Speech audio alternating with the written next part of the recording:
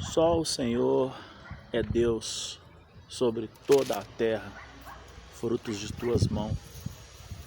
Criou todas as coisas, amém?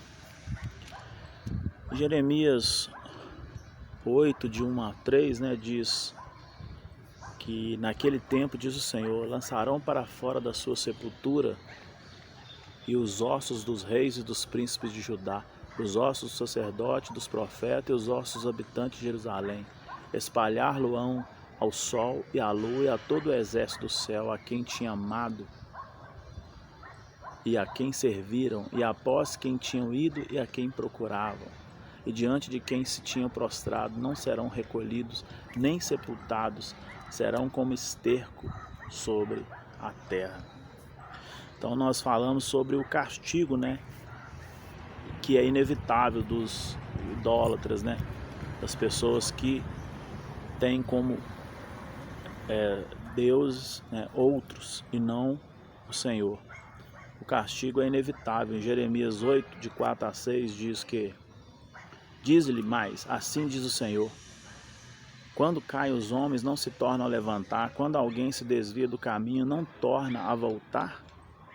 Por que, pois, este povo de Jerusalém se desvia apostando continuamente e persistindo no engano e não quer voltar? Eu escutei e ouvi, não falam o que é reto, ninguém há que se arrependa da sua maldade, dizendo: que fiz eu? Cada um corre a sua carreira como um cavalo que arremete com ímpeto na batalha. Até a cegonha no céu conhece as suas estações. A rola, a andorinha e o grou observam o tempo da sua arribação, mas o meu povo não conhece o juízo do Senhor. Como, pois, dizeis, somos sábios e a lei do Senhor está conosco? Pois, com efeito, a falsa pena dos escribas a converteu em mentira. Os sábios serão envergonhados, aterrorizados e presos. E eis que rejeitaram a palavra do Senhor. Que sabedoria é essa que eles têm?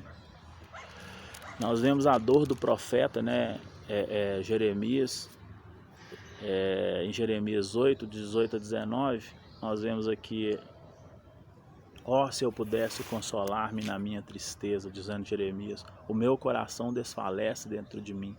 Eis a voz do clamor da filha do meu povo, de terra muito remota.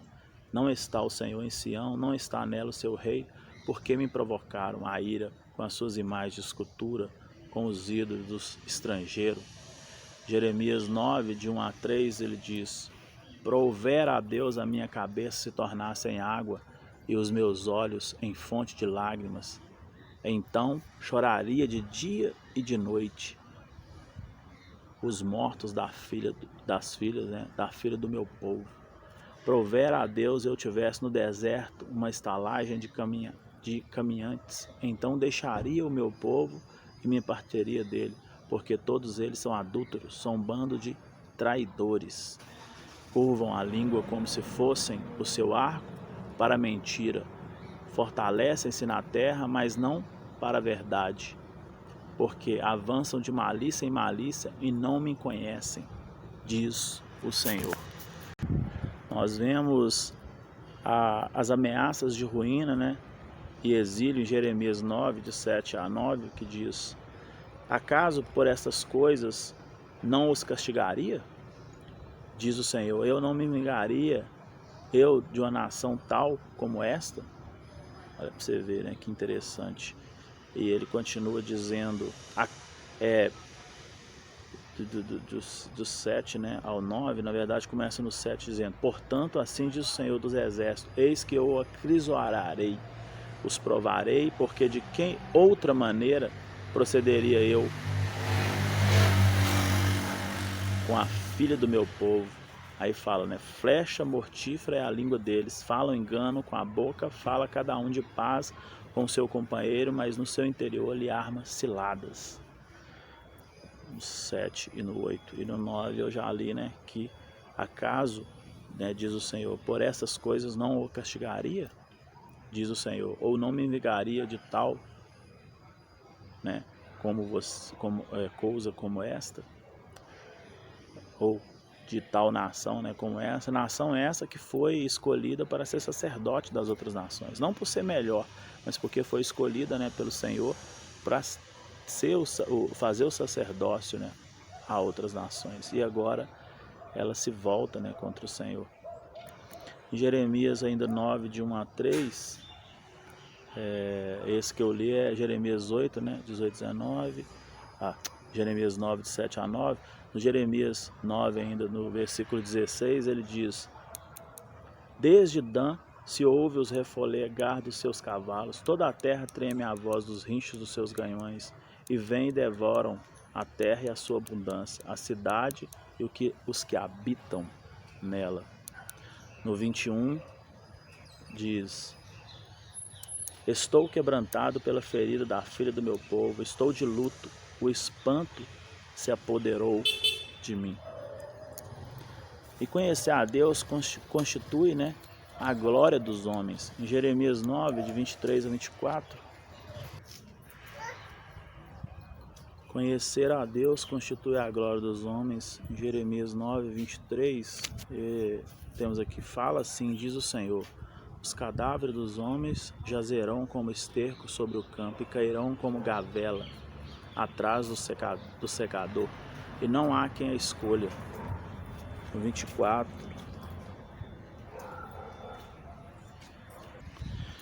esse versículo que eu li, na verdade, é Jeremias 9, 22, né?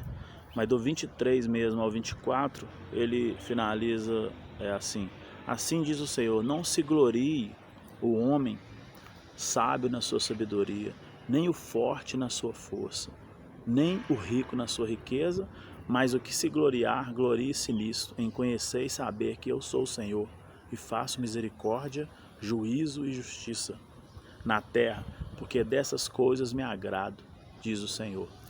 Ele é justo, né? E há um contraste entre o Senhor e os ídolos, né? Em Jeremias 10, versículo 1 diz: ouvi a palavra que o Senhor vos fala, a vós outros, ó casa de Israel. Assim diz o Senhor. E aí no 3 ele continua dizendo: porque os costumes dos povos são vaidades, pois cortam do bosque o madeiro, obra da mão dos artifícios com machado. E aí ele continua aqui do 3 ao 6 dizendo: com prata e ouro o enfeitam, com pregos e martelo fixa, para que não oscile. Os ídolos são como um espantalho em pepinal e não podem falar, necessitam de quem os leve. Porquanto não podem andar, não tenhais receio deles, pois não podem fazer mal, e não está neles o fazer o bem. Então Deus deixa claro aqui, né, a diferença entre ele e os ídolos. Ele continua ainda dizendo no 6: ninguém há semelhante a ti, ó Senhor. Tu és grande, grande é o poder do teu nome. Quem te não temeria a ti, ó Rei das nações? Pois isto é a ti devido, porquanto entre todos os sábios das nações, em todo o seu rei, ninguém há semelhante a ti. Então nós vemos no 14 e no 16 ainda, né, dizendo: todos os homens se tornou estúpidos e não têm saber. Todos ourives envergonhados pela imagem que eles mesmos esculpem, pois as suas imagens são mentiras e nelas não há fôlego. E aqui diz, né, vaidades são obra ridícula do tempo do seu castigo, virão e a perecer. Não é semelhante a aquelas que é a porção de Jacó, porque ele é o Criador de todas as coisas, e Israel é a tribo da sua herança, Senhor dos exércitos é o seu nome. E lamento, né, sobre a desolação de Judá, está aqui em Jeremias ainda 10, no 17 ao 19, que diz: tira do chão a sua trouxa, ó filha de Sião, que moras em lugar sitiado, porque assim diz o Senhor: eis que dessa vez arrojarei para fora os moradores da terra, e os angustiarei para que venha senti-lo.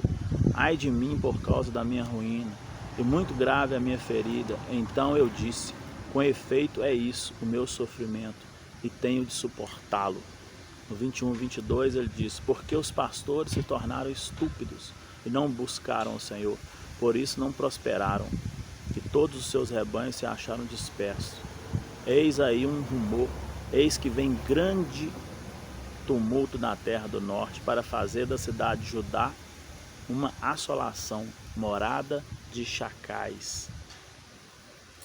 A aliança é violada, né, e retratada isso em Jeremias 11, de 1 a 6, que diz, palavra que veio a Jeremias da parte do Senhor dizendo, ouve a palavra desta aliança e fala aos homens de Judá e os habitantes de Jerusalém, diz-lhes assim diz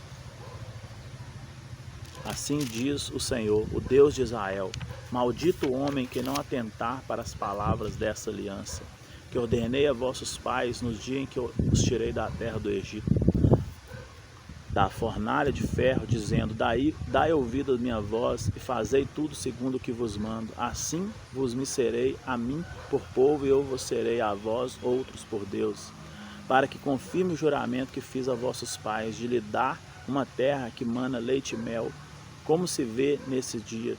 Então eu respondi e disse, amém, ó Senhor.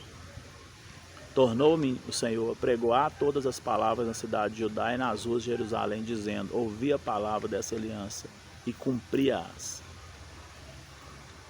Então há uma conspiração depois, né, contra Jeremias, relatada aqui em Jeremias 11, de 18 ao 23,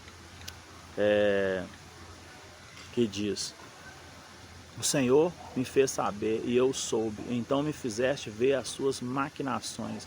Eu era como manso cordeiro que é levado ao matadouro, porque eu não sabia que tramavam um projeto contra mim, dizendo, destruímos a árvore com seu fruto, a ele cortemo-lo na terra dos viventes, e não haja mais memória do seu nome.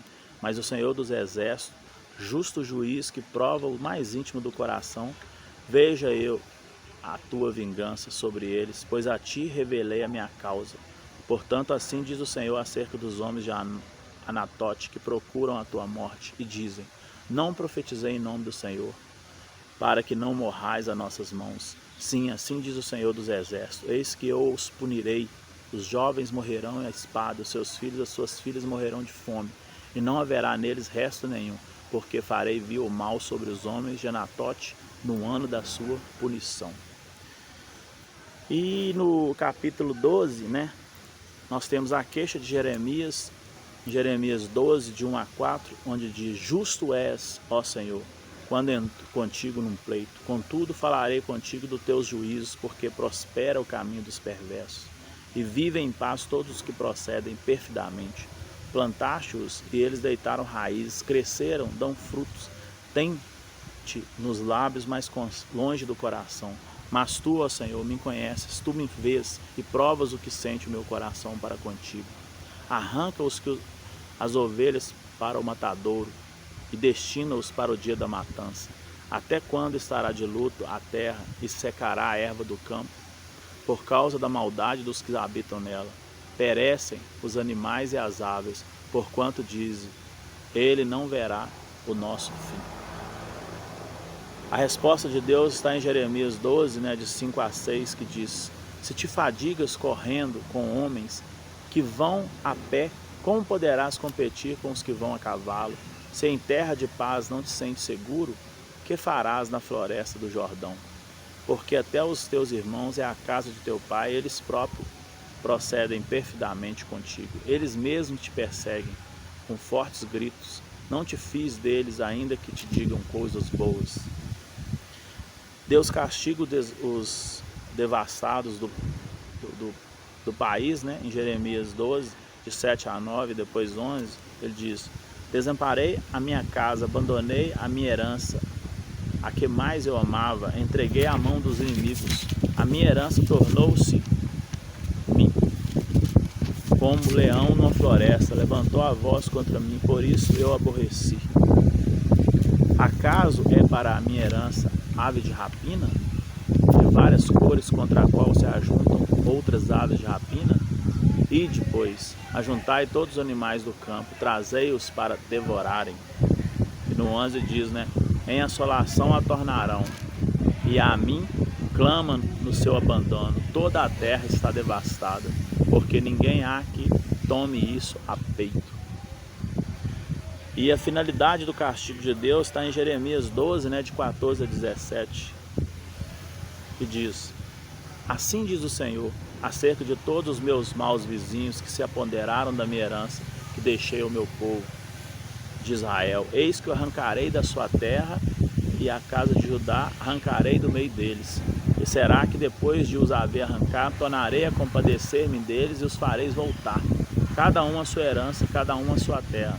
Se diligentemente aprenderem os caminhos do meu povo, jurados pelo meu nome, tão certo como vive o Senhor, como ensinaram o meu povo a jurar por Baal, então serão edificados no meio do meu povo. Mas, se não quiserem ouvir, arrancarei tal nação, arrancarei, farei perecer, diz o Senhor.